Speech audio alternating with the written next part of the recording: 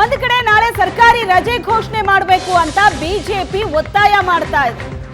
ಮಾಜಿ ಮುಖ್ಯಮಂತ್ರಿ ಕುಮಾರಸ್ವಾಮಿ ಅವರು ಕೂಡ ಸರ್ಕಾರವನ್ನ ಒತ್ತಾಯಿಸಿದ್ದಾರೆ. ಆದ್ರೆ ಇದೆಲ್ಲದರ ಮಧ್ಯೆ ಡಿಸಿಎಂ ಡಿಕೆ ಶಿವಕುಮಾರ್ ಕೊಟ್ಟಂತಹ ಹೇಳಿಕೆ, ಪರೋಕ್ಷವಾಗಿ ರಜೆ ಇಲ್ಲ ಅಂತ ಹೇಳಿದ್ದಾರೆ ಡಿಸಿಎಂ ಡಿಕೆ ಶಿವಕುಮಾರ್.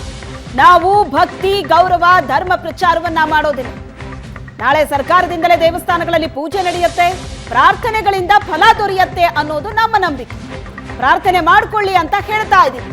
ಸಿದ್ದರಾಮಯ್ಯ ಹೆಸರಲ್ಲಿ ರಾಮ, ನನ್ನ ಹೆಸರಲ್ಲಿ ಶಿವ ಇದ್ದಾನೆ, ಯಾರು ಏನು ಹೇಳ್ಕೊಡ್ಬೇಕಾಗಿಲ್ಲ, ಯಾರು ಒತ್ತಡ ಹಾಕಬೇಕಾಗಿಲ್ಲ ಅಂತ ಡಿಕೆಶಿ ಹೇಳಿಕೆ ಕೊಟ್ಟಿದ್ದಾರೆ. ನಮ್ಮ ಧರ್ಮ ಪ್ರಚಾರಕ್ಕೆ ನಾವು ಮಾಡೋದಿಲ್ಲ.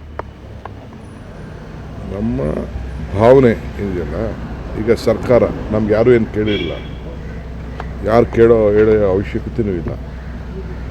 ನಮ್ಮ ಮಂತ್ರಿಗಳೇ ಎಲ್ಲ ದೇವಸ್ಥಾನದಲ್ಲೂ ನಾವೇನು ಆಚರಣೆ ಮಾಡಬೇಕು, ಏನು ಪೂಜೆ ಮಾಡಬೇಕು, ಏನು ಪುರಸ್ಕಾರ ಮಾಡಬೇಕು, ಆ ಕೆಲಸ ನಾವು ಮಾಡ್ತೀವಿ. ನಮಗೆ ನಂಬಿಕೆ, ನಮ್ಮ ಪ್ರಾರ್ಥನೆಗಳಿಂದ ಫಲ ನಮಗೆ ದೊರೀತವೆ ಅನ್ನೋ ದೃಷ್ಟಿಯಿಂದ ಸೊ ಅವ್ರವ್ರಿಗೆ ಪ್ರಾರ್ಥನೆ ಮಾಡಿಕೊಡಿ ಅಂತ ಹೇಳ್ತಾ ಇದ್ದೀವಿ. ಅದು ಬಿಟ್ಟರೆ ನಾನು ಆಲೇ ಹೇಳಿದ್ದೀನಿ, ಸಿದ್ದರಾಮಯ್ಯನವ್ರ ಹೆಸರಲ್ಲಿ ರಾಮ ಇದ್ದಾನೆ, ನನ್ನ ಹೆಸರಲ್ಲಿ ಶಿವ ಇದ್ದಾನೆ ಅಂತ. ಯಾರು ನಮಗೇನು ಯಾರೇನು ಹೇಳ್ಕೊಡ್ಬೇಕಾಗಿಲ್ಲ, ಯಾರು ಒತ್ತಡ ಮಾಡಬೇಕು.